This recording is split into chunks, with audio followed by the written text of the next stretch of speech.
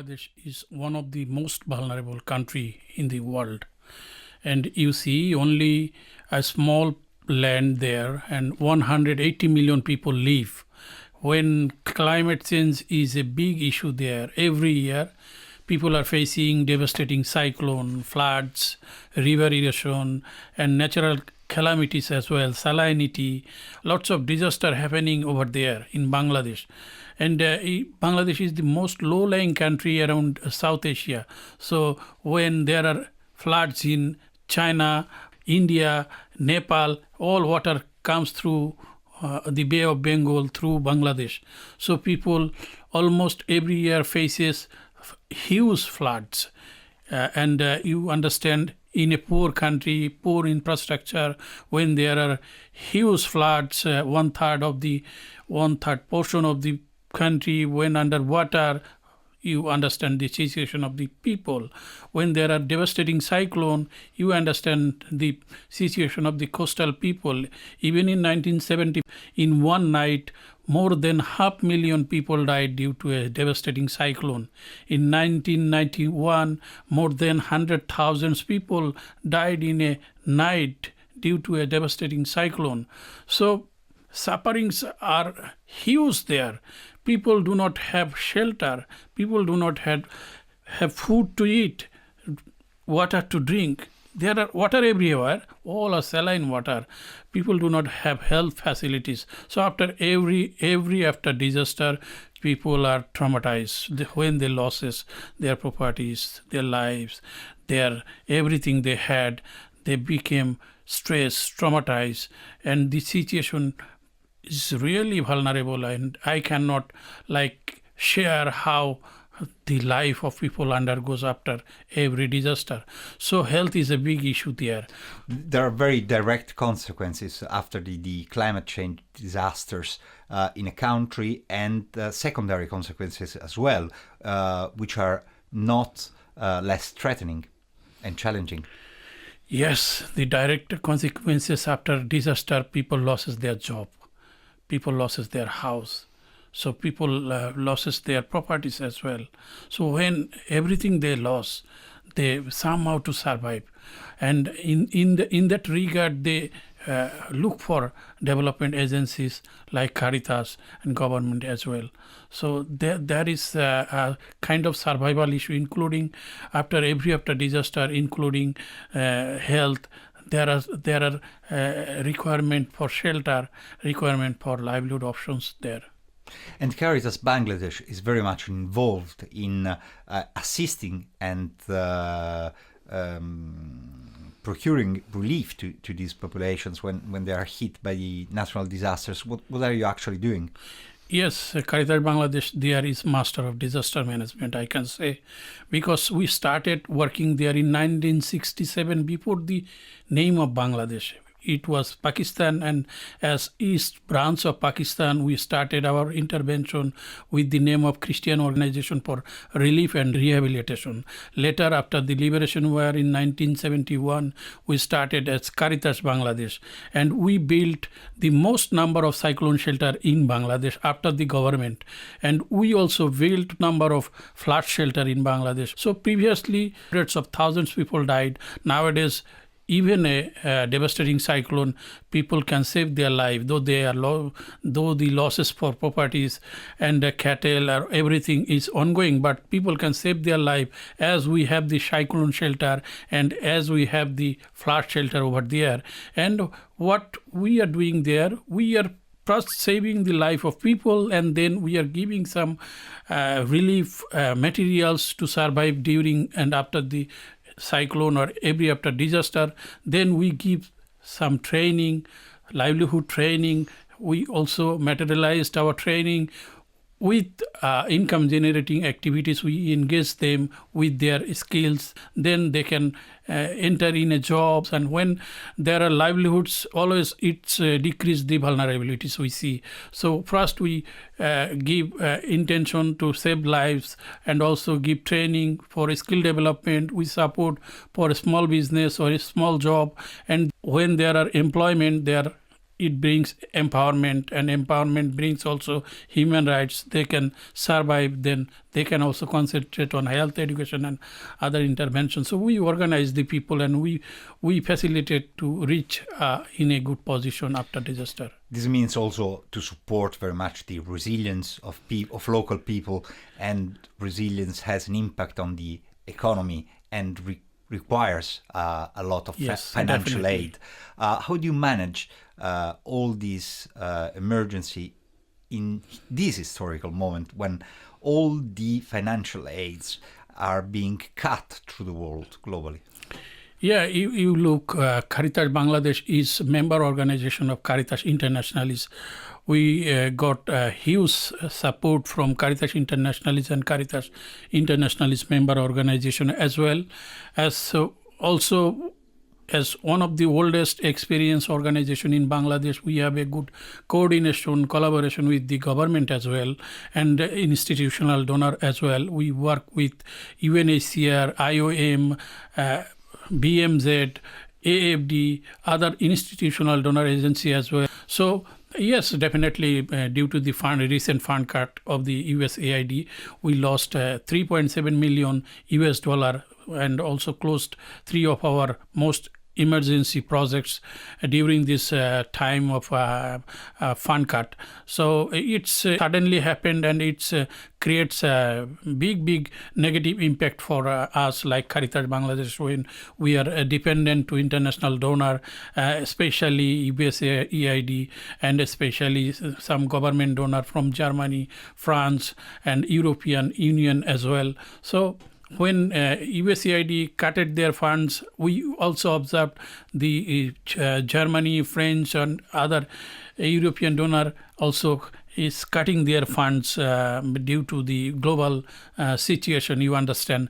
So it's a very challenging time for us as well. So we are recently we have some consultation with international donor, including European Union and international partners. They also suggested Caritas, so that Caritas Bangladesh make a good collaboration with Bangladesh government as well, getting their emergency fund and serving the people living in the periphery of the country. When we talk about cuts, about financial aid, it's not only a problem for projects and project managing. It has a real impact on the life of people, and it's very expensive in terms of life losses. Yeah, definitely. In terms of life losses, when you lost your life, you have nothing to recover actually.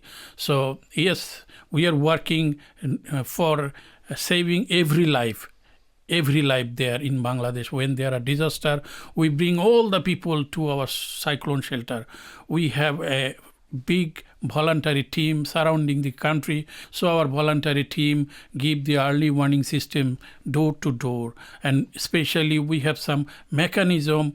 We bring the older people, sick people, pregnant women with some local vehicle to the cyclone shelter, including the children as well. And we also inspire the volunteer and young people of the periphery, bring all the people to the cyclone shelter, flood shelter during the disaster, so that every life we can save. This is a matter also of keeping, in a certain way, a social order, because there is a very massive impact on the society because of climate changes, and Bangladesh is already a country which is facing very generously humanitarian emergencies, for example, with the Rohingya people, more than 1 million refugees in the country, and of course they are victims as well of the climate changes. Yes, it's a big issue of discussion actually. More than 1 million Rohingya community, those who are forcibly displaced and now residing in Bangladesh in Cox's Bazar camps. And it's a big responsibility for the country, considering humanitarian ground as well. You see, in a small country, more than 180 million people live. When the another 1 million plus Rohingya community people residing there in Cox's Bazar, and we are also working as Caritas Bangladesh, a organization of Catholic Bishop Conference. We have the responsibility to serve every victims, every vulnerable, not only due to natural calamities or disaster, but also for other region. We serve every vulnerable communities is there, and we are there collaborating with UNHCR, IOM, Bangladesh government, and Caritas Internationalis and Caritas Internationalis member organizations. So all together supporting Caritas Bangladesh in somehow, though the situation, you understand, after the fund cut is very challenging. We are working there in shelter, wash, education, and health as well. So we are covering almost 100,000 beneficiaries, vulnerable Rohingya community there. Concerning the emergencies of migration, of course, we already talked about the refugees, Rohingya refugees in Bangladesh, but the climate changes and climate emergencies have an impact, a very strong impact also on the migration flows from Bangladesh to other countries. And we can see often the dramatic consequences of these flows directed through Europe, through the Mediterranean Sea. So pathetic, so pathetic for a family, like for a mother and parents when they loses their young boys in the sea of near to Libya and crossing for Italy or Europe. Every month we see newspaper and in TV that Bangladeshi youths are died due to crossing the border in Libya and reaching. Their dream is to reach in Italy and Europe. When in the sea there are some accident, and there are some illegal ways to come in this dream country.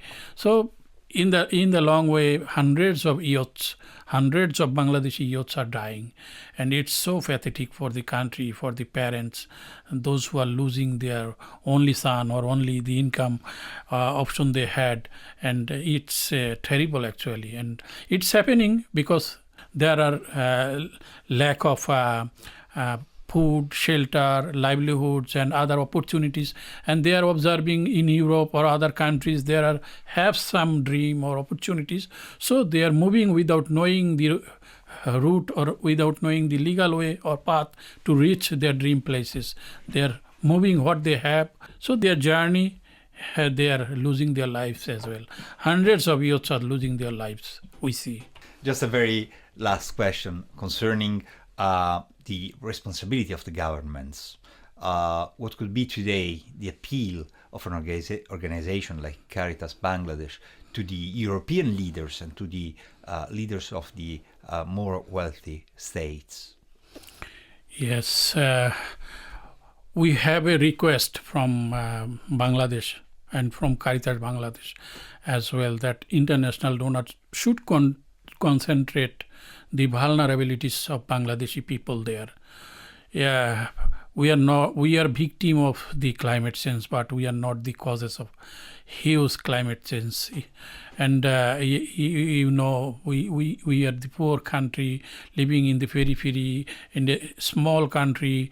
We have less resources, but we have huge human resources.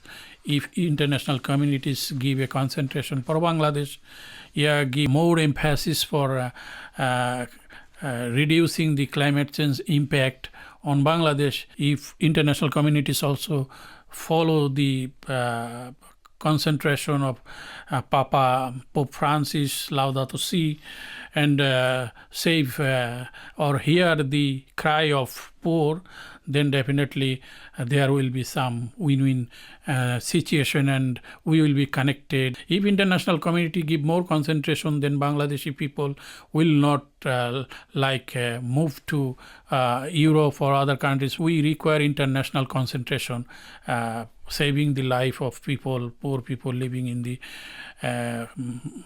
periphery of Bangladesh.